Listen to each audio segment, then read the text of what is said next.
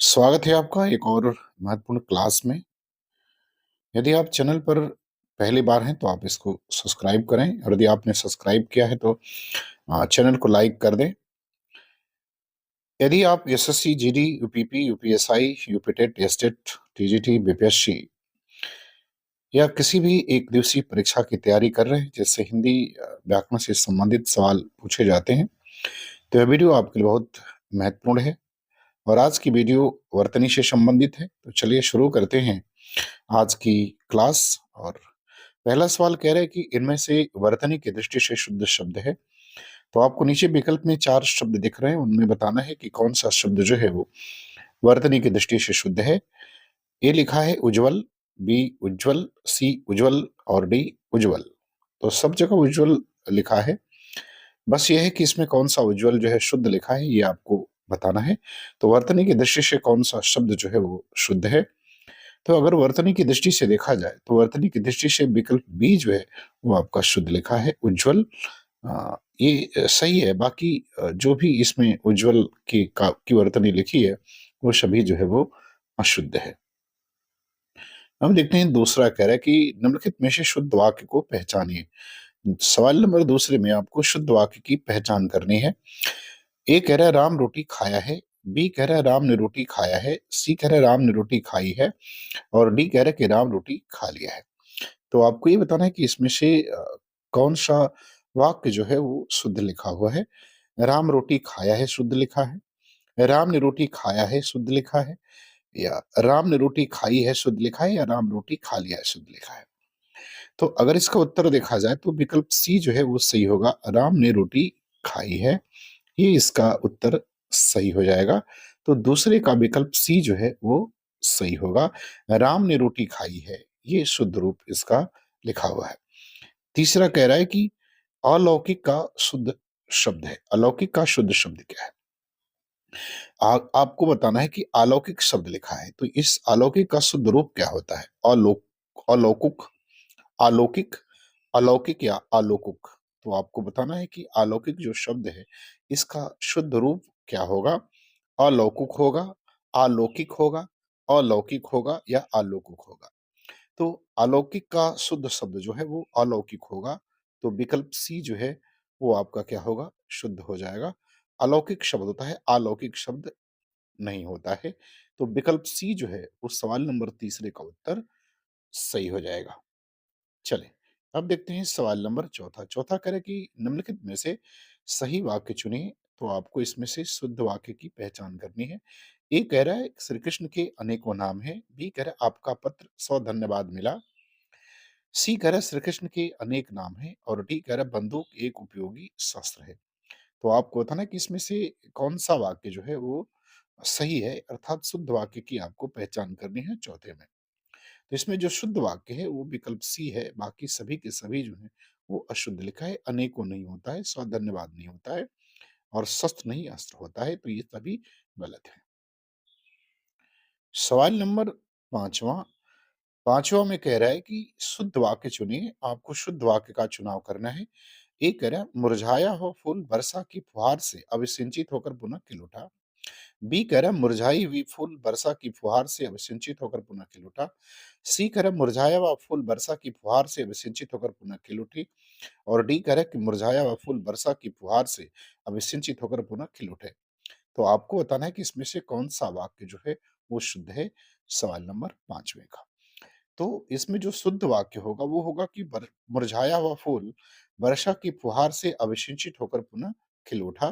तो विकल्प ए जो है वो सही हो जाएगा। बाकी सभी विकल्प जो हैं वो किसी न किसी रूप में गलत लिखे हुए हैं। अब आते हैं सवाल नंबर छठवां। छठवें में कह रहा है कि निम्नलिखित में से अशुद्ध वाक्य बताइए। तो आपको इनमें से अशुद्ध वाक्य का चयन करना है।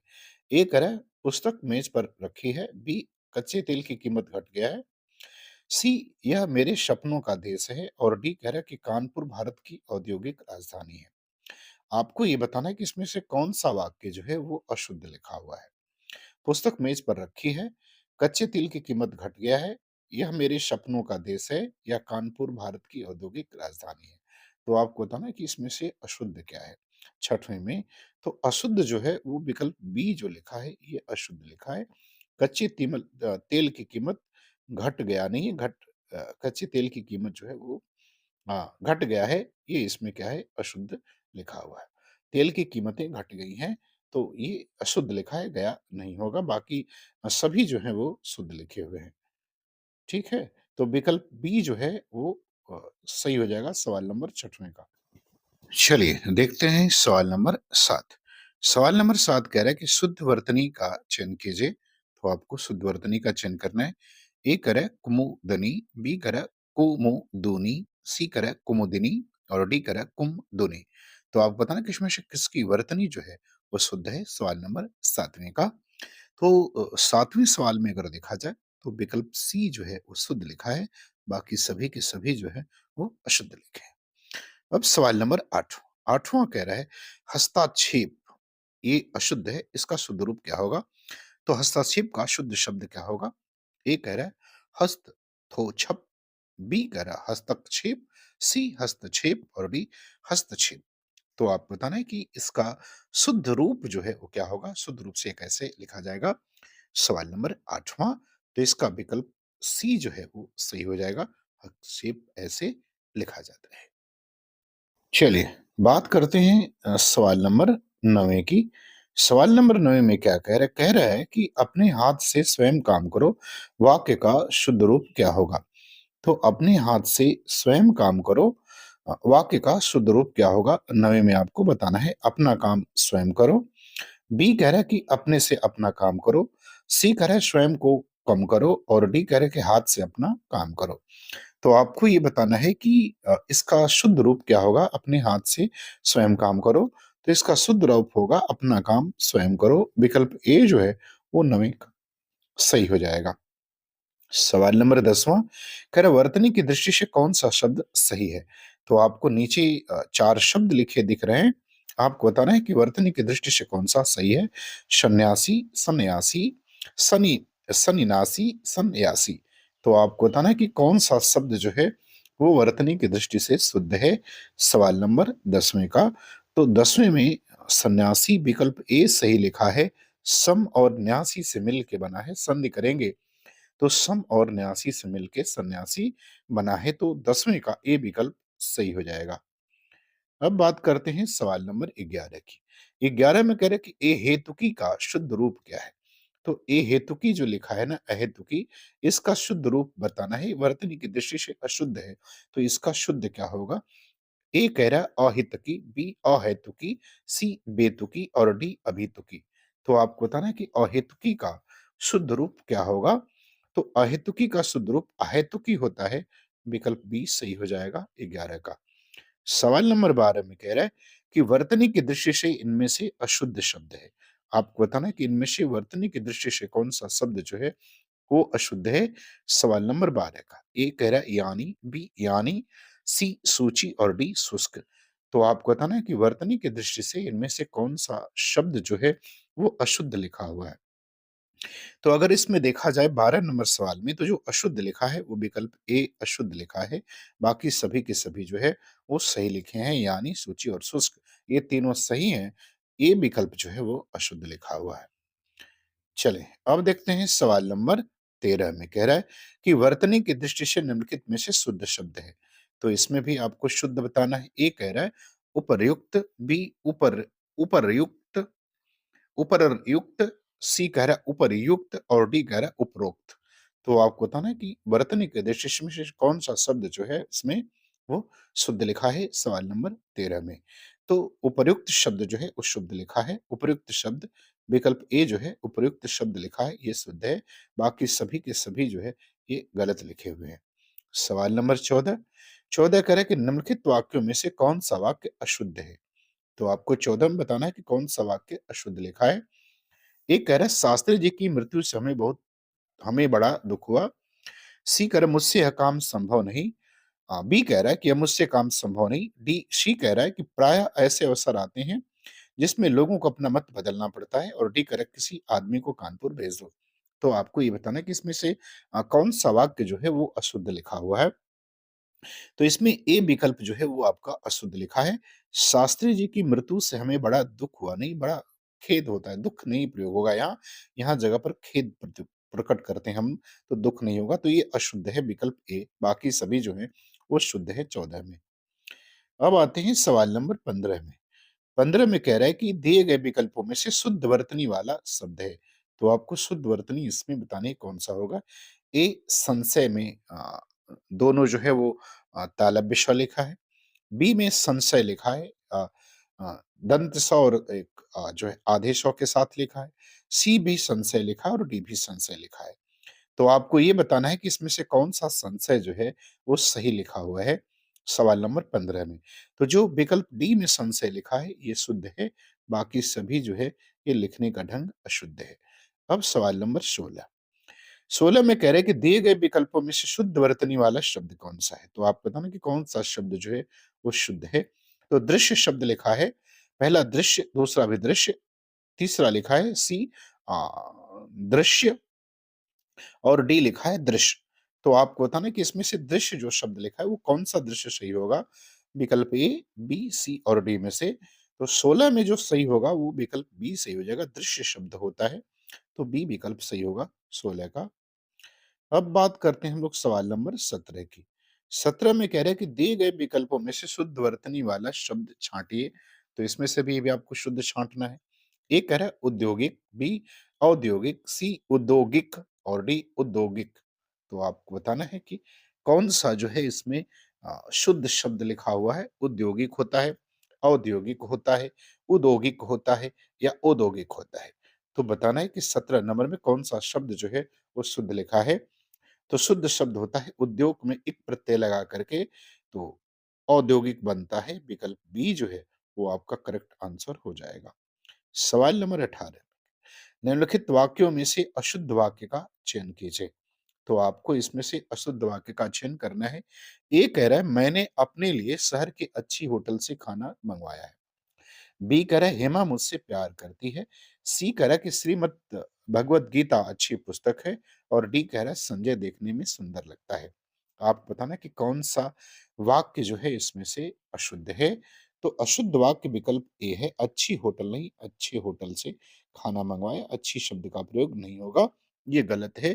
तो 18 का ए जो है वो अशुद्ध लिखा हुआ है, बाकी सभी शुद्ध हैं। सवाल नंबर 19 में कह रहा है कि डॉक्टर ने मरीज को देखा और उसे दवा दी। यह वाक्य किस वाक्य भेद का उदाहरण है? सही विकल्प को चिन्हित कीजिए। तो आपको बताना है कि डॉक्टर ने मरीज को देखा और उसे दवा दी। यह किस वाक्य भेद का उदाहरण है? आपको बताना है। ए कह रहा है संयुक्त वाक्य, बी संयुक्त मिश्र वाक्य, सी सरल वाक्य और डी मिश्र वाक्य। तो आपको ये बताना है कि यह वाक्य किस तरह का है, ये आपको बताना है। तो यह वाक्य जो है वो संयुक्त वाक्य लिखा है, विकल्प ए जो है वो आपका सही होगा 19 का। अब आते हैं सवाल नंबर 20वें में। 20वें में क्या कह रहा है? कह रहे निम्नलिखित में से कौन सा वाक्य शुद्ध है? तो आपको बताना है कि इनमें से कौन सा वाक्य जो है वो शुद्ध लिखा है। ए कह रहा है मैंने पार्टी में 8-10 रसगुल्ला खाया। बी कह रहा है कि प्रेम का मूल्य आंका नहीं जा सकता। सी कह रहा है इतने में हल्की सी हवा का एक झोंका आया और डी कह रहा है कि प्रत्येक श्रमिक को 2-2 रुपए मिले। आपको बताना है कि इसमें से कौन सा वाक्य जो है वो शुद्ध लिखा हुआ है। ए, बी, सी और डी में से सवाल नंबर 20वें का। तो 20वें में जो शुद्ध लिखा है वो विकल्प बी शुद्ध है कि प्रेम का मूल्य आंका नहीं जा सकता। बाकी सभी जो है वो अशुद्ध लिखे हुए हैं। चलिए, अब देखते हैं सवाल नंबर 21। 21 में कह रहा है कि हिंदी में कौन से शब्द ऐसे हैं जिनके दो-दो रूप समानांतर चल रहे हैं? तो आपको बताना है कि हिंदी में ऐसे शब्द जिनके दो-दो समांतर रूप चल रहे हैं, कौन है? ए कह रहा है गर्दन, गर्दन, बी साधु, साधु, सी समान, सामान, डी और। तो आपको बताना कि किसके जो है समानांतर रूप हिंदी में प्रयोग होते हैं। तो अगर हिंदी में समानांतर देखा जाए तो विकल्प ए सही होगा। गर्दन का गर्दन भी लिखा जाता है, जैसे बर्तन का बर्तन भी लिखा जाता है। वर्तन का ये भी रूप चलता है और एक बर्तन का ये भी रूप चलता है। तो ये लिखे जाते हैं, तो विकल्प ए जो है वो सही हो जाएगा। सवाल नंबर 22 में कह रहा है कि निम्नलिखित में से किस शब्द की वर्तनी अशुद्ध है? आपको बताना है कि किसकी वर्तनी अशुद्ध है। ए ज्योत्सना, बी तात्कालिक, सी उज्ज्वल और डी अध्यात्म। तो आपको बताना है कि किसकी वर्तनी जो है वो अशुद्ध लिखी हुई है सवाल नंबर 22 में। तो वर्तनी ज्योत्सना की अशुद्ध लिखी है। ज्योत्सना कैसे लिखते हैं? तो ज्यों आधा त आधा स और ना, ज्योत्सना ऐसे लिखा जाता है। तो विकल्प ए गलत है। यही वाला आपका करेक्ट आंसर हो जाएगा। चले अगला सवाल देखते हैं। अगला सवाल क्या कह रहा है कि सामान्य तौर पर कर्ता, क्रिया आदि के सार्थक शब्द समूह को क्या कहते हैं? 23 नंबर सवाल में कह रहा है कि सामान्य तौर पर कर्ता, क्रिया आदि के सार्थक शब्द समूह को क्या कहा जाता है? शब्द, पद, वाक्य, शब्दों का समुच्चय। तो आपको पता ना कि क्या कहा जाता है? तो कर्ता, क्रिया आदि के सार्थक समूह को हम वाक्य कहते हैं। विकल्प सी सही हो जाएगा। सवाल नंबर 24 में देखते हैं क्या कह रहा है। निम्नलिखित विकल्पों में से शुद्ध वाक्य चुनिए। इसमें से आपको शुद्ध वाक्य की पहचान करनी है। ए कह रहा है मैंने 3 कुर्सियां खरीदी। बी कह रहा है कि मेरे भाई की शादी के लिए अनेकों प्रस्ताव आए। सी कह रहा है दादी का प्राण निकल गया और डी कह रहा है 4 आदमी के लिए खाना बना दो। तो आपको बताना है कि किसकी वर्तनी जो है वाक्य में इसमें से कौन-सा वाक्य जो है वो शुद्ध रूप से लिखा हुआ है। तो शुद्ध रूप से विकल्प ए लिखा है, मैंने 3 कुर्सियाँ खरीदी, ये सही लिखा है। मेरे भाई के लिए शादी के लिए अनेकों प्रस्ताव नहीं, अनेक प्रस्ताव आए, इसमें ये अनेकों का प्रयोग नहीं होगा, ये गलत लिखा है। दादी के प्राण निकल गए, प्राण निकल नहीं गया, ये भी गलत लिखा हुआ है। 4 आदमी के लिए खाना बना दो, नहीं 4 आदमियों के लिए खाना बना दो, तो ये भी जो है गलत लिखा हुआ है, तो सही विकल्प ए जो है वो शुद्ध हो जाएगा 24 का।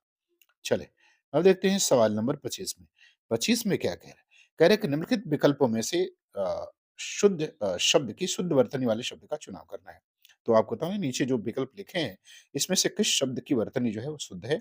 ए कह रहा है द्रौपन, दर्पण, दर्पण और दर्पण। तो आपको बताना कि कौन-सा जो वर्तनी इसमें से किस शब्द की वर्तनी जो है वो शुद्ध लिखी हुई है? 25 नंबर सवाल का। बताइए ए, बी, सी या डी लिखा है। तो किसकी सही होगी? तो विकल्प बी जो है वो सही लिखा है, दर्पण शब्द होता है, दर्पण होता है, विकल्प बी जो है वो सही हो जाएगा। सवाल नंबर 26 में, तुम बहुत अच्छे बच्चे हो, इस वाक्य में कौन-सा पदबंध विशेषण पदबंध है? आपको बताना है कि तुम बहुत अच्छे बच्चे हो, इस वाक्य में कौन-सा पदबंध जो है वो विशेषण पदबंध है? ए, तुम बच्चे हो, बी, बहुत अच्छे, सी, तुम अच्छे और डी, अच्छे बच्चे हो। तो आप बताना कि कौन-सा जो है पदबंध वो विशेषण पदबंध है, सवाल नंबर 26 का। तो 26 में बहुत अच्छे जो है, ये विशेषण पदबंध है, तो विकल्प बी सही हो जाएगा सवाल नंबर 26 का। चलें, अब देखते हैं सवाल नंबर 27 में। कह रहा है कि निम्नलिखित शब्दों में से अशुद्ध वर्तनी वाले शब्द का चयन कीजिए। तो आप बताना कि किसकी वर्तनी जो है इसमें अशुद्ध लिखी है, महीना, अनुग्रह, क्रिया और सप्ताह। तो आप बताना कि कौन-सा शब्द जो है, वो इसमें से गलत लिखा हुआ है। सवाल नंबर 27 ए, बी, सी और डी में से तो 27 में जो अशुद्ध लिखा है वो अनुग्रह ऐसे नहीं लिखा जाता है, ये गलत लिखा है। अनुग्रह शब्द कैसे अनुग्रह ही नहीं होता है, अनुग्रह शब्द होता है। क्या होता है? अनुग्रह, ठीक? तो ऐसे लिखा जाता है, अनुग्रह शब्द नहीं होता है। बाकी सभी जो हैं वो सही लिखे हुए हैं, विकल्प बी जो है वो आपका गलत लिखा हुआ है। सवाल नंबर 28। 28 में कह रहा है कि निम्नलिखित वाक्यों में से अशुद्ध वाक्य का चयन कीजिए। तो आपको बताना है कि इसमें से कौन-सा वाक्य जो है वो अशुद्ध लिखा हुआ है। लड़की दौड़ती है, शहर अच्छा है, बादशाह खाँसती है और होटल ठीक है। तो आपको बताना कि कौन-सा वाक्य जो है इसमें अशुद्ध है, बड़ा आसान है, बादशाह खाँसती नहीं है, खाँसता है। तो विकल्प सी जो है वो सही हो जाएगा। पुल्लिंग के साथ स्त्रीलिंग क्रिया का प्रयोग नहीं करेंगे। चलें, अब देखते हैं सवाल नंबर 29 में। 29 में क्या कह रहे हैं? कह रहे इनमें से एक शब्द की वर्तनी अशुद्ध है, वह कौन-सा है? तो आपको बताना कि कौन से शब्द की वर्तनी जो है वो अशुद्ध है? द्वारिका, अहल्या, आर्द्र, प्रव्रज्या। तो आपको बताना कि किसकी वर्तनी जो है इसमें से अशुद्ध है? द्वारिका, अहल्या, आर्द्रा, प्रव्रज्या किसकी वर्तनी शुद्ध है? अशुद्ध वर्तनी आपको बताना है इसमें से 29 में जो अदुत वर्तनी जो अशुद्ध जो वर्तनी है वो द्वारिका की है। द्वारिका नहीं होता, द्वारका शब्द होता है। तो विकल्प ए जो है वो आपका क्या होगा? गलत हो जाएगा। चलिए सवाल नंबर 30वां। 30वां में कह रहा है कि निम्नलिखित में से कौन-सा शब्द अशुद्ध है? तो आपको अधिशासी लिखा हुआ नीचे दिख रहा है। विकल्प में अलग-अलग टाइप से अधिशासी लिखा है, तो बताना है आपको कि कौन-सा शब्द जो है अधिशासी का सही स्वरूप है। इसकी वर्तनी किसकी शुद्ध है? सवाल नंबर 30वें का, तो 30वें का जो शुद्ध है वो विकल्प ए हो जाएगा, अधिशासी ऐसे लिखा जाता है। तो मुझे उम्मीद है कि ये वीडियो आपको पसंद आएगी और आपको अगर पसंद आए तो आप चैनल को सब्सक्राइब ज़रूर करें और अधिक से अधिक शेयर करें। पूरा वीडियो देखने के लिए आपका धन्यवाद।